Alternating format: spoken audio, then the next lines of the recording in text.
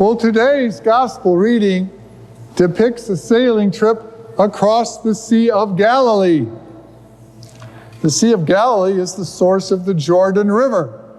It is also at the very northern epicenter of the Great Rift, which goes all the way down to the Dead Sea, across through the Red Sea, and all the way down to Lake Victoria in the middle of Africa.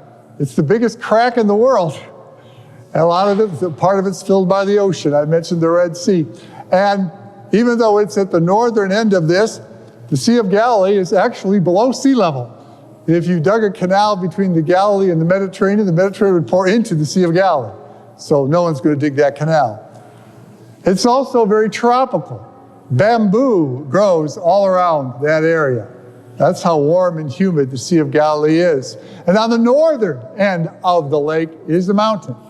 It's part of the Golan Heights. And in the wintertime, there's snow on that mountain and a ski resort. It's the only place you can go skiing in the Middle East. Right there in northern Israel. But this causes a problem because you have this warm tropical body of water and air, and then you have this mountain. And from time to time, that cold air is going to slide down and hit that tropical air, and storms can come up very, very fast. I've actually witnessed this. When I was a seminarian studying in Israel, I was sitting on the Mount of Beatitudes on the North Shore, and I watched this little puffy cloud form and grow and grow and grow and turn dark, and there was lightning. And I looked. Now, it didn't cover the whole lake. It only covered a small cut. It's a very large lake. But where it was going over, you could see the water rolling up as the storm's going across. This is why the fishermen and the sailors preferred to sail across at night, because it's cooler at night, even in the tropics, so the heat differential reduced the number of storms. Remember how this passage begins. On that day, as evening drew on, they were waiting for nightfall to travel because it was safer. Unfortunately for them, a storm came up. And like I say, these can come up in a matter of minutes. A storm came up, and everyone was afraid. And they woke Jesus up, and they said, he says, "Teacher, do you not care that we are perishing?" And then Jesus, of course, rebukes the sea and the wind, and everything is calm, and says to them, "Why are you terrified? Do you not yet have faith? Why are you terrified? Why are you afraid? Do you not have faith?" This passage is very, very deep in the sense that it reminds us, unfortunately, that most people who have a belief in the Lord Jesus Christ really only concentrate on that belief when there's a storm coming. Now, it could be a literal storm, like you're in your basement, there's a tornado coming and you're praying.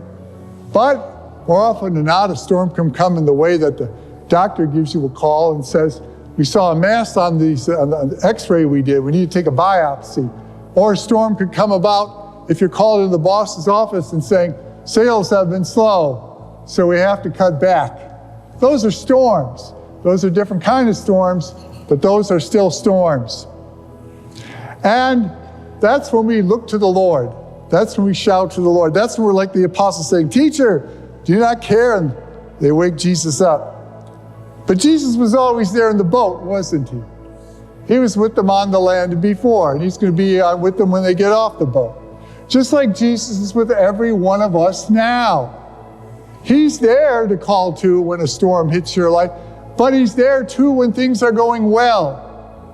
And when things are going well, and when they're calm and they're peaceful, that's a great time to take some time out with the Lord. You know, like Jesus is sleeping is kind of like an image of people, you know, keeping the Lord apart, not thinking about him until, "Oh my God, I need him." We need him every day. Talk to him every day. Pray to him every day. Even if things are going great, talk to him about how great things are going. Maybe even give him a thank you.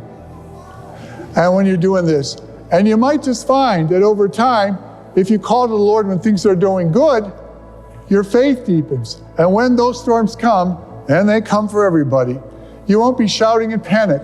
You won't be afraid. You won't be terrified. You might be concerned, but you'll know that no matter what it is, the Lord Jesus is in my life. The Lord Jesus is with me. And whatever the world throws at me, I will persevere through it. I will grow stronger through it until I too arrive at the heavenly kingdom.